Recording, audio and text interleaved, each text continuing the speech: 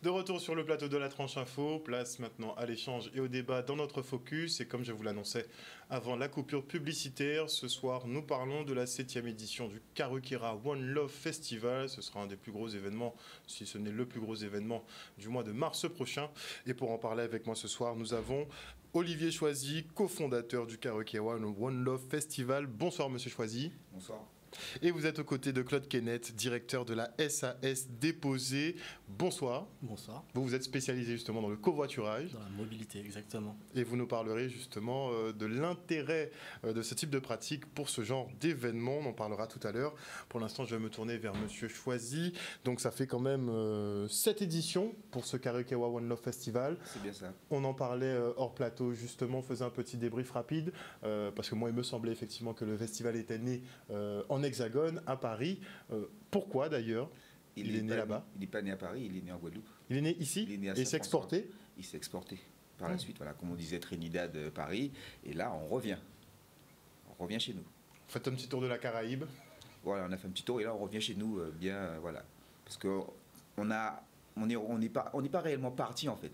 Les circonstances ont fait qu'on n'a pas été là. Il y a eu le Covid, on a fait l'impasse une année parce qu'on a voulu préparer Trinidad, donc on l'a fait. Et lorsqu'on est revenu pour revenir, c'était le Covid, donc 2 ans. Et lorsqu'on est revenu, il y avait le Covid, donc c'était pas très évident, compliqué. même, ouais, très compliqué. Et l'après-Covid, quand ça redémarrait, chez nous, en Guadeloupe, c'était très compliqué. Les autres festivals n'avaient pas forcément le choix, parce qu'ils étaient seulement ici, donc ils ont dû se débrouiller. Mais nous, quand on a réfléchi, parce que si on regardait, le Covid était en décalage. Nous, au moment où à Paris, ça tout redémarrait, ici, on était encore en confinement, et blablabla. Donc on a dit, on va pas prendre de risques. On est parti sur Paris. Première année, c'était la 2e année sur Paris, on avait fait un essai avant Paris, donc première année à Paris avec le vrai concept, avec la scène dans l'eau, parce que la première année on avait fait à Paris, on avait fait un petit essai, d'accord, qui était un peu plus petit et qui a été concluant. On a continué sur, là on a préparé, première année, 2e année, et là on s'est dit, bon ben, faut nous retourner à casa, quoi. Et vous voulez faire du lourd pour le retour à la maison? On essaie de faire du mieux possible. Très bien. Alors, on va, avant d'en venir à l'événement effectivement de mars prochain, on va parler un petit peu de l'organisation justement de ce type d'événement.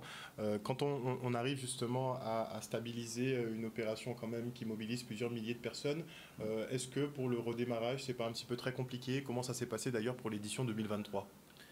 2023, donc l'an dernier. 2023, bon, on a fait, on va dire, redémarrer vraiment, c'était après le Covid, c'était ça le redémarrage. Là, c'était quand même, c'était un peu une première édition, parce qu'on était sur un nouveau site avec le vrai concept qu'on n'avait pas encore réalisé dans l'Hexagone, d'accord. Et donc là, il y avait une vraie mise en place, voilà, on était à Paris, on n'était pas chez nous, d'accord.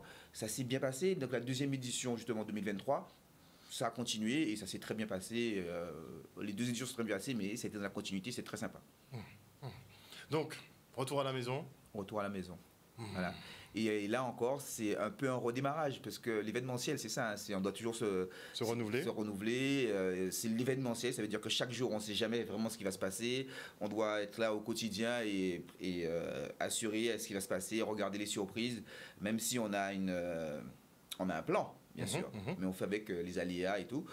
Pour l'instant, ça se passe très bien, on est quand même content, on sent qu'on est chez nous, donc on rencontre des difficultés, mais pas les mêmes que celles qu'il y a à Paris. D'accord, à Paris, il y a des difficultés, ici, il y a aussi des difficultés. Ici, il y a des avantages, et à Paris, il y a aussi des avantages. Les problématiques que vous rencontrez ici, principalement? Alors, ici, la problématique qu'on rencontre ici, j'ai envie de dire qu'il n'y a pas de grandes problématiques réellement, parce qu'on a quand même été très bien accueillis.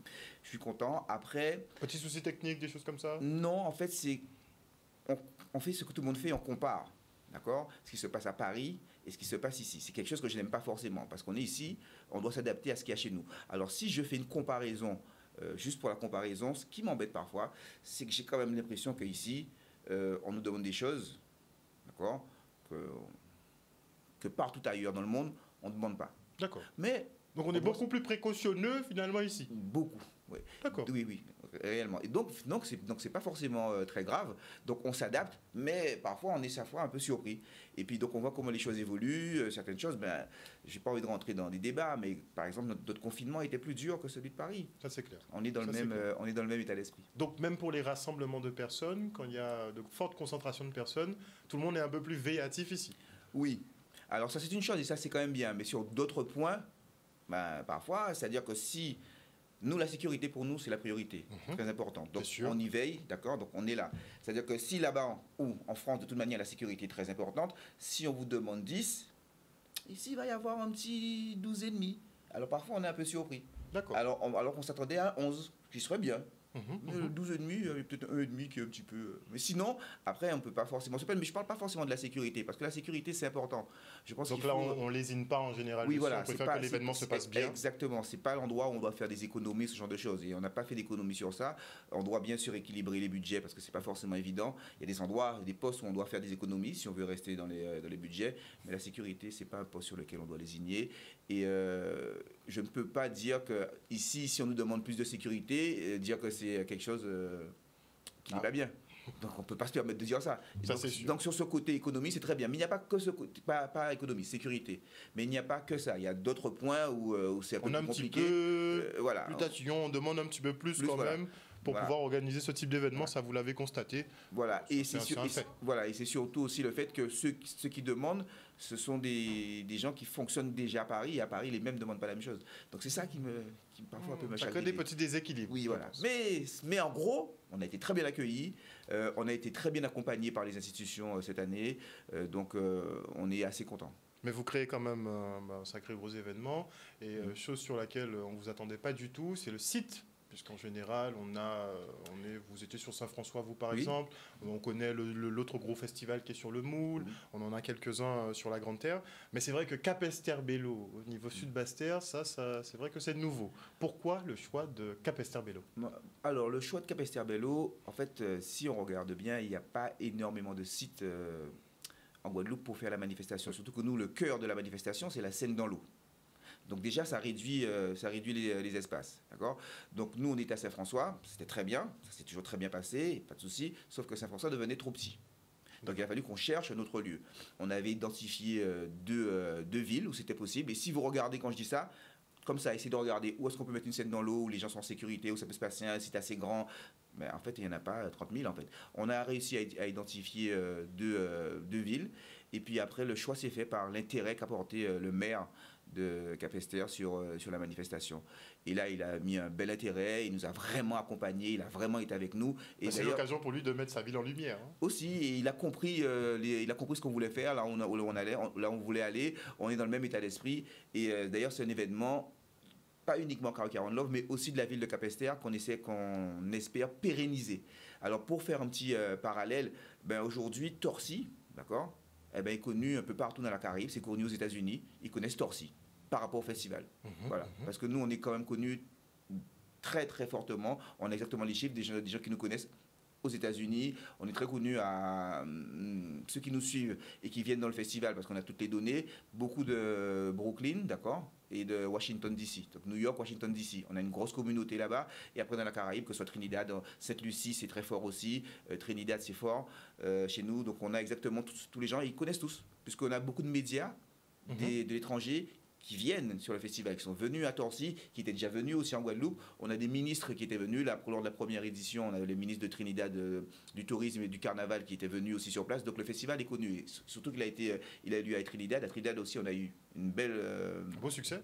On a eu un beau succès, mais ça nous a permis de mettre en lumière sur toute la Caraïbe, parce qu'eux, ils sont là, c'est pendant le carnaval. Donc ils nous connaissent dans la Caraïbe, donc ce qui fait que, bon, on arrive à faire venir du monde et avoir un aura sympathique. Et je précise, on a toujours tenu à garder Karukera, parce qu'on nous a souvent demandé, lorsqu'on est à Trinidad, parce qu'on l'a fait avec le gouvernement, donc on avait pensé à Trinidad One Love. Faire des déclinaisons un peu pour chaque île. Alors on leur a dit non, on leur a dit c'est Karukera One Love. On l'a appelé Karukera One Love Titi. ce qui veut dire Titi pour Trinidad et Tobago. Mais c'est Karukera, One Love. Vous voulez mettre le Karukera en avant? On a gardé le Karukera en avant. Donc partout où on passe, on est à Paris, on est quand même sur Karukera One Love. On a une petite déclinaison en bas, on l'appelle Caribbean Rendez-vous parce qu'on est... voilà, mais ça reste Karukera One Love parce qu'il est important aujourd'hui de faire tout le monde. C'est un mot qui n'est pas facile à dire, Karukera, pour les étrangers. Ben, on leur fait dire Karukera. Là, on a les vidéos où on a Rick Ross qui dit Karukera. Ah ben, c'est très bien. On l'a vu sur les réseaux. Voilà, donc l'intérêt est d'emmener notre nom un peu plus loin en fait. Et pourquoi à la base vous n'avez pas pris par exemple Guadeloupe One Love Festival? Pourquoi le choix du Karukera? Parce que Guadeloupe, ça aurait été trop, pas prétentieux, hein, mais c'est-à-dire qu'on ne peut pas forcément s'approprier le Guadeloupe et dire que c'est nous la Guadeloupe. Je ne sais pas si vous voyez Karukera. Okay. Voilà, Guadeloupe, il y a plusieurs festivals, il y a beaucoup de choses qui se font. Et donc, on ne peut pas dire que c'est nous la Guadeloupe. On laisserait la région ou le département se permettre de dire Guadeloupe. Donc, nous, on voulait être la Guadeloupe. Donc, Karukera, c'est le nom originel, on le sait. Donc, c'est beaucoup plus sympa. On montre qu'on est chez nous, mais on n'a pas été trop ostentatoire en disant Guadeloupe. Ce qui voudrait dire, ouais, c'est nous Guadeloupe. Non, on ne peut pas se permettre de dire ça. Surtout qu'on ne savait pas encore où on en serait, ce qu'on aurait fait. Donc, voilà. Alors on le sait, ce genre de festival, quand ils les prennent bien, ça devient quand même des carrefours de population. Comme vous le dites, il y a des communautés américaines, caribéennes, effectivement, qui viennent, qui s'y retrouvent. Sur le Karukera One Love, on est sur combien de festivaliers à peu près? On attend 12 000 personnes par jour, parce que c'est ce qu'on a demandé, c'est ce qu'on a vu avec la préfecture. D'accord. En sachant que la plage, elle est vraiment très grande, on est vraiment content du site, parce que par rapport à Saint-François, par exemple, les gens ne vont pas forcément se rendre compte, mais on a bien trois en Champagne où on était à Saint-François sur Roseau, et Roseau a été refait, la plage elle est belle. On a sorti une visite virtuelle pour que les gens puissent voir à peu près ce à quoi ça allait ressembler, et tous les gens nous disent waouh, ils nous disent si vous transformez Roseau comme ça, mais on leur répond non, c'est l'un des sites qui a été plus facile pour nous parce que ça a été refait. Il y a du Wi-Fi à Roseau. Il y a du Wi-Fi gratuit de la ville à Roseau. On a tout ce qui est prévu pour les handicapés déjà fait. Il y a déjà du courant, il y a pratiquement des compteurs forains. Mais pour nous, le site, magique. L'eau est très calme, l'eau est belle, elle est cristalline. C'est pas le niveau n'est pas très haut. On est protégé par la barrière de corail. On n'a jamais eu meilleur site. Très bien. Donc 12 000 personnes par jour. On est sur 2 jours quand même de festival. Exactement. Donc 24 000 personnes attendues. C'est ça. Ça va faire beaucoup de mouvements par contre sur Capesterre.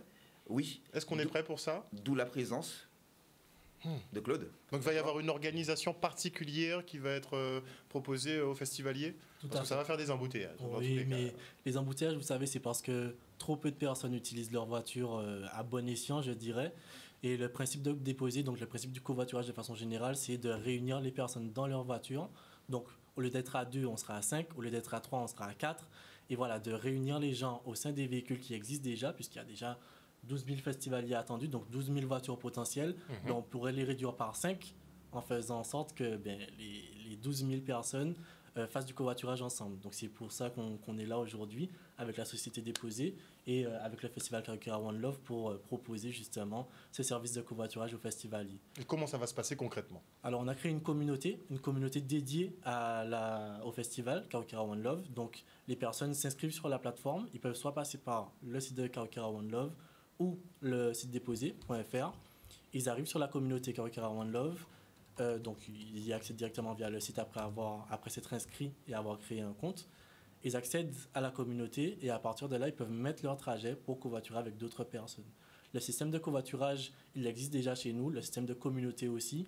Alors c'est tout naturellement qu'on s'est associé avec le festival pour proposer ce système de covoiturage, puisque les infrastructures sur le site internet et l'application qu'on porte depuis maintenant 2 ans permettent justement d'avoir ce type de formule. Ah, très bien. Donc effectivement, les autorités sont très sur le covoiturage qui doit être mis en place. Au niveau des administrations publiques même, ils ont même sorti leur propre application de façon à ce que les fonctionnaires se déplacent ensemble.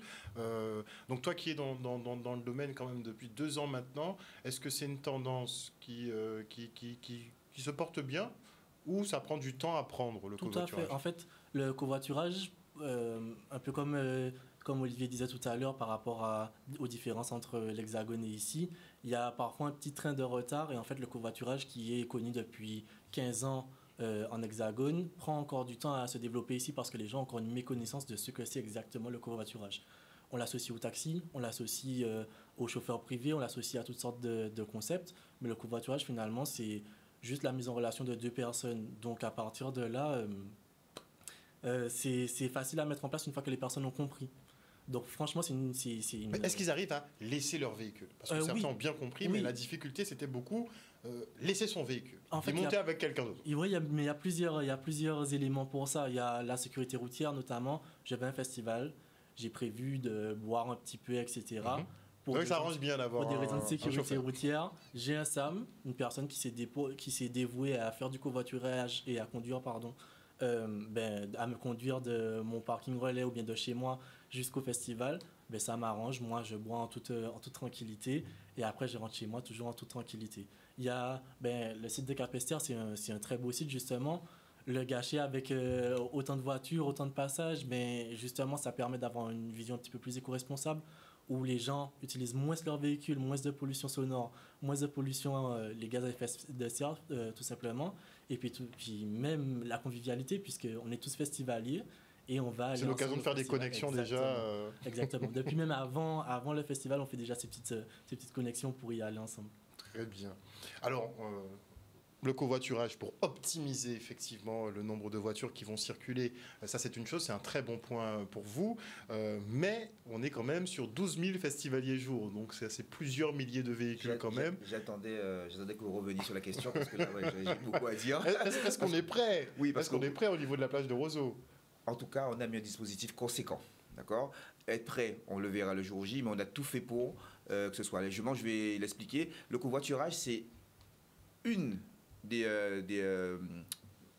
solutions proposées. C'est une des solutions proposées. Elle est importante pour nous et on a surtout envie de la pérenniser et la pérenniser dans le temps aussi, pas uniquement pour le festival. Donc c'est chose d'important. On l'a fait nous à Paris avec Blablacar déjà, d'accord, et ça a très bien marché, ça a très bien fonctionné. Lorsqu'on a rencontré Claude, on avait des idées, il nous a donné de nouvelles idées, donc on a mis vraiment un système en place pour que les gens soient rassurés, comprennent, et c'est pour ça aussi qu'on a envie qu'il est là aujourd'hui avec nous pour qu'ils comprennent comment venir, ceux qui vont venir. Il y en a qui vont venir et qui vont revenir avec le même chauffeur, mais il y en a qui vont venir, qui vont repartir avec un autre. Donc on aura un stand déposé pour les remettre en relation. On aura des points, où les gens pourront se rencontrer. Le jour J, avec l'application, ils pourront encore prendre... avoir quelqu'un et savoir comment ils partent. On a vraiment mis en place quelque chose de très sympa. Et s'ils vont sur le site de déposer, j'allais dire de Claude, mais de déposer, et s'ils vont sur notre site, on l'explique quand même assez bien comment ça fonctionne et ils peuvent vraiment prendre la tâche. Alors maintenant... Oui, et il y a un avantage aussi pour eux, il y a le covoituré. Il a l'avantage où il se fait déplacer, d'accord, à moindre coût, d'accord, et celui qui est le covoitureur, il gagne des sous aussi. Donc, chacun trouve son compte. Chacun trouve son compte. Il y a une petite chose qu'on a fait pour justement bien faire, c'est-à-dire qu'on a créé des parkings. Donc là, on a plus de 4000 places de parking. On a créé plus de 4000 places de parking, ça c'est important. D'accord? Et justement, le meilleur parking, d'accord, le mieux placé, il est le moins cher. D'accord? Pourquoi?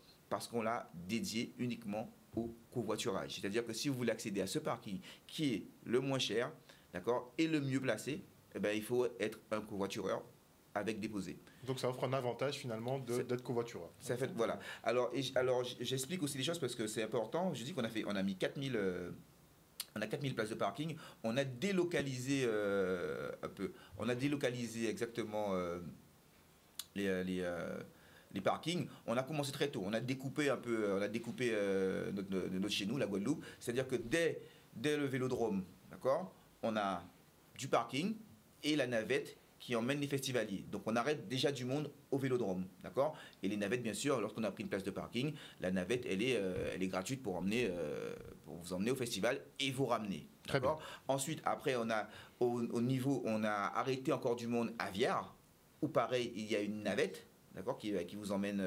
jusqu'au festival. Après, on a le parc de Sainte-Marie 1, parc de Sainte-Marie 2, c'est encore des places, mais là on peut aller au festival à pied. On a Bel Air, on a le City Sport qui est l'école élémentaire de Bel-Air, dans tout ça, d'accord. Et on a le collège de Bel-Air, qui est dédié lui au covoiturage, d'accord. Et derrière, on a créé d'autres choses. Ensuite, on a créé aussi juste une zone de navette à partir de Basse-Terre, où il y aura des navettes, vous venez, vous garez, là vous pouvez, et de Basse-Terre, on vous emmène au festival, d'accord. On a fait la même chose à la mairie de Capesterre.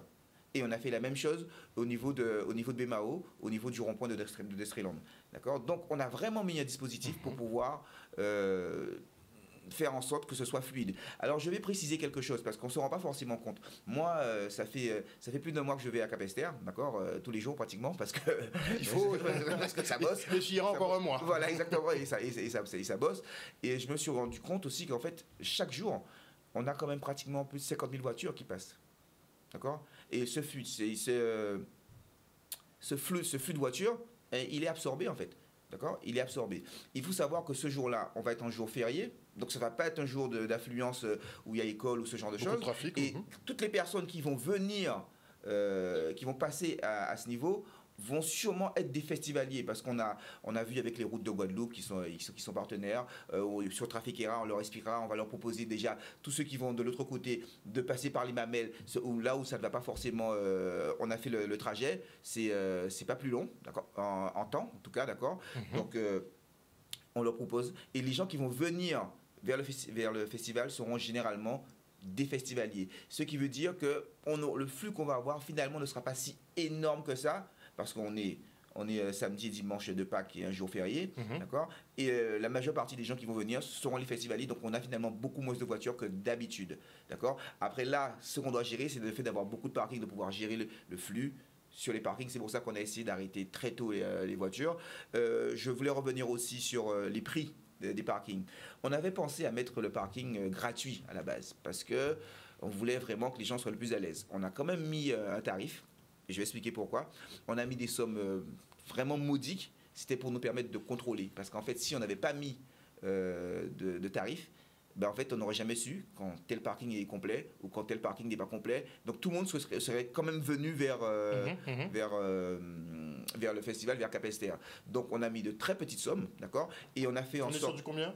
Alors, on a par exemple la navette simple, elle est à 2 €, d'accord, juste la navette simple.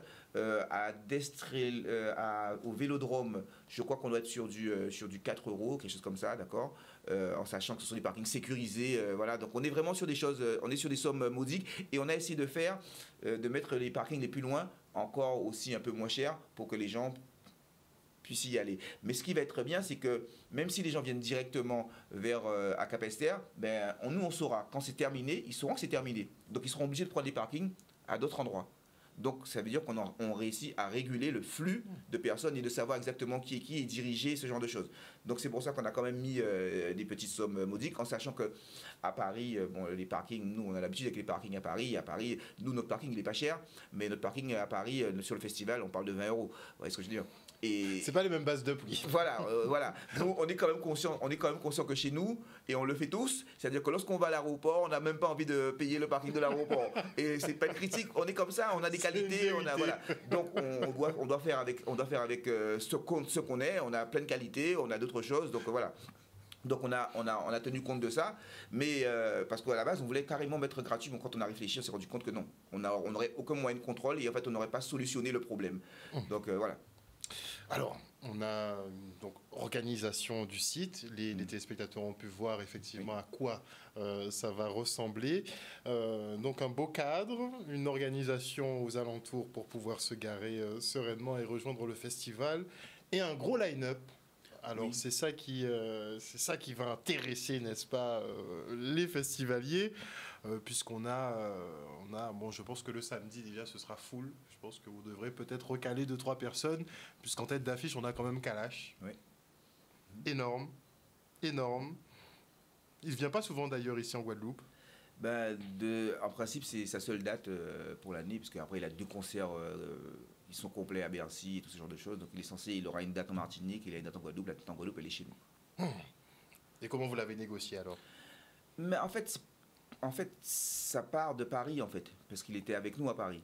Ça s'est bien passé, il a vraiment apprécié. À Paris, on était quand même il était devant 20 000 personnes, il a été très bien accueilli. Et Kalash reste Kalash, et partout où il sort, les gens ils sont dithyrambiques, ils adorent. Donc nous, on a eu un très bon rapport par rapport à Paris, donc c'est peut-être dans la continuité et prévu qu'ils viennent en Guadeloupe directement derrière. Alors sur le samedi, on a aussi les Aiglons. Oui. Donc on n'aura pas que de la musique pour jeunes, ce sera varié. Nous, on estime que les Aiglons, c'est de la musique pour jeunes aussi. Voilà, et je vais expliquer pourquoi je dis ça. Parce qu'il n'y a aucun jeune qui ne connaît pas Cuit sa poule. Poupoule. Voilà, donc c'est-à-dire que c'est quand même un choix qui est bien fait, c'est-à-dire que nous, c'était important pour nous d'emmener la culture. À Paris, c'était pas évident pour nous, à Paris, on a fait venir Akio. Akio, c'est quand même, ils étaient 18, donc ça veut dire c'est 18 billets d'avion, c'est un gros truc, mais c'était important d'emmener certaines choses. Alors nous, on emmène aussi le carnaval lorsqu'on est à Paris. Ici, on va pas ramener du carnaval, on est dans la terre du carnaval. Mais par contre, là, comme on va avoir le regard sur nous d'un peu partout, il est important d'emmener notre culture. Et lorsqu'on a réfléchi, les Aiglons, c'est l'un des plus gros groupes de la Guadeloupe, on ne s'en rend pas forcément compte, mais ils ont vécu, dans leur vécu, ils ont été dans tous les pays. Quand on va sous les Aiglons, ça parle espagnol, ça parle anglais, les commentaires. Et surtout, c'est dans les têtes des plus jeunes comme des plus vieux. Comme je disais, il n'y en a aucun qui ne connaît pas Cuit sa poule, poupoule. On a même les Will et Dusty qui ont fait, une reprise, voilà. des Aiglons. Et c'est pas le seul hit, ils en ont énormément. Tout le monde connaît tous les hits des Aiglons. Donc ça va être un moment, je pense, vraiment génial et qui met en avant notre groupe vraiment de chez nous. Là, on est en Guadeloupe, quoi. Donc voilà. On aura aussi un petit coup de Mister Vegas le samedi. Oui, Mister Vegas, pour nous, c'est une machine à tube. Il était à Paris aussi. Il s'est permis de sauter dans l'eau. C'est un showman, il nous a fait un super show. Et donc, il fallait qu'on ramène ça aussi chez nous, en fait. Sur le dimanche, ça va être un petit peu plus mouvementé sur le dimanche. Sur le dimanche, on a quand même Rick Ross, d'accord. Donc là, on est sur de la star internationale de vraiment très très grande envergure. Donc nous, en fait, le line-up, c'est-à-dire qu'à Paris, on revenait après le Covid. Donc on s'est vraiment battu pour présenter quelque chose. Et à Paris, on se bat pas on se bat, hein, ça nous tire vers le haut. Mais aujourd'hui, on est rentré dans les festivals où on voit, il y a notre festival, on est dans le métro et tout, ou donc c'est Wheel of Green, c'est tous les festivals, donc on est là. Donc il faut qu'on se mette au niveau, en fait. Donc on a tenté, on a cherché, on a plus ou moins réussi à se mettre au niveau. On n'est peut-être pas encore au niveau des plus grands, mais on est rentré dans le circuit des festivals de Paris, comme on est rentré dans le circuit du carnaval caraïbéen. Ils savent ils connaissent les dates du Caracas One Love, c'est le festival des carnavals et tout, on est dedans. Donc tout le monde a une vision sur nous. Donc on est obligé de se mettre au niveau. Alors on ne peut pas avoir fait ça à Paris et revenir ici et dire nous avons besoin, à Paris c'est des caviar, ici donc voilà. Donc on a compris. Donc voilà. Très clairement. Alors gros line-up, puisque malheureusement le temps nous fait défaut. Gros line-up, on aura donc Ricky Rosé, n'est-ce pas, donc star international. On aura quand même du local, on aura Rachel Allison, j'ai vu. On aura les Yellow Gaza qui seront présentes. On aura Warped quand même qui sera là. Il y a Tensi aussi, je vois. Kenzie est dans la playlist. Gucci si, Pearl Lama. Oui. Ah oui, ça fait du beau monde. On a Blicasti aussi. Oui. Oh, très bien, ça fait quand même du beau monde sur le dimanche. Et avant de se quitter, puisque de toute façon, on invite les téléspectateurs à se rendre sur le site du Karukera One Love Festival qui se déroulera donc les 30 et 31 mars prochains pour prendre vos places. Ça, c'est une chose. Mais en tant qu'organisateur, on n'en a pas 150 000 des organisateurs de festivals ici en Guadeloupe et par extension, Guadeloupe-Martinique, il n'y en a pas 150 000. On sait que pour avoir des stars internationales, quand même, il faut dégager des très très très gros budgets. On parle de demi-millions parfois, voire même beaucoup plus. Et on sait qu'un seul territoire ne peut pas effectivement faire venir un certain niveau de star.